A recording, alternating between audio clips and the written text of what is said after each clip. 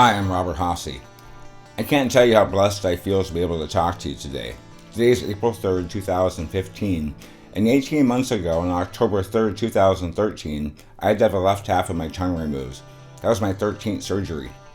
Although I'd had numerous surgeries at a casual pace since being diagnosed with cancer in 2008, something had changed. The cancer had morphed into a fast-growing, aggressive cancer that had to be removed quickly with safe margins in order to save my life.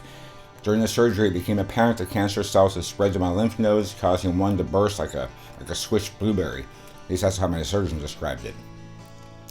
After the surgery, I had to have a special 6 weeks of high-dose chemotherapy and 30 radiation sessions, which worked together to destroy the residual cancer in my body, but it also destroyed the white blood cell count pretty much to undetectable levels. White blood cells are the special angry little cells that help fight to keep you well. In hindsight, it was a stupid idea.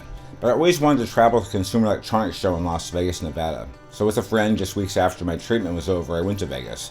I was flying in an airplane, rebreathing air full of bacteria and viruses, and I landed in Vegas to spend a few days with 500,000 people from all over the world. I continually had to return to the trunk of our rental car to use a big syringe to squeeze another can of formula into my abdominal tube, and I rushed back to fight the crowds to see the latest exhibits on technology. To make a long story short, after returning from my trip, I was found the next morning under the covers rebreathing my own air. I was in complete rigor, non-responsive, barely breathing. The medics had to intubate me and get me to ICU right away. I woke up a day and a half later with tubes coming out of my throat, a dozen bags of various fluids and antibiotics coming by an IV drip. They had found that I had pneumonia, respiratory failure, and systemic sepsis all at the same time. That very week, my daughter's friend had a father that died from just one of those conditions, and all three actually could have killed me. I don't know about you, whether or not you're a spiritual or religious person, but my friends and family, they prayed fervently for me during that whole period. I'm personally not a religious man, but I do give Jesus a credit. For this, I don't deserve to be alive. I believe I was given a second chance, a third chance really, for counting. After the events I've gone through, there are several key takeaways that I've learned. Number one, everybody dies, but not everybody truly lives. Number two, rather than wallowing in the mindset of why me, I ask, why not me? Life happens to all of us. Number three, my problems are no bigger than yours. It all comes down to life, taking twists and turns in directions that we never foresaw.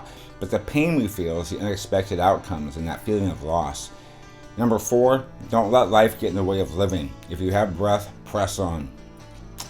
Number five, and most importantly, I'm blessed regardless of my current circumstances. The good news is I've been able to return to doing what I love this past year, and that's teaching my advanced injury treatment seminars.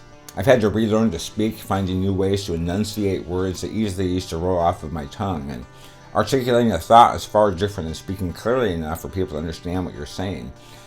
You know, it'd be easy to look at what I don't have. I don't have two working vocal cords. I just have one that works and the other one hangs flaccid. So just one is working to support my speech. I have a disfigured throat and neck from my lymph node removal. I have an inability to taste food with the exception of bitter and some salt. I have no salivary glands to moisten my mouth as I eat or as I speak. I have a tongue that barely is even able to move food from side to side, so I can't eat like normal people do. I have an inability to breathe properly when I sleep and have to have a special positive airway device to push through air so I can actually breathe. But you know what? Amongst all those things, I'm truly blessed. I have a family and friends and daughters that love me. I have a girlfriend that loves me. I have a thriving business that pays the bills and allows me to live a life that I've always hoped for. I get to travel constantly teaching healthcare providers how to use their hands to help people out of pain. I have 2 hands and 2 working legs and all my fingers and toes, and I can taste coffee.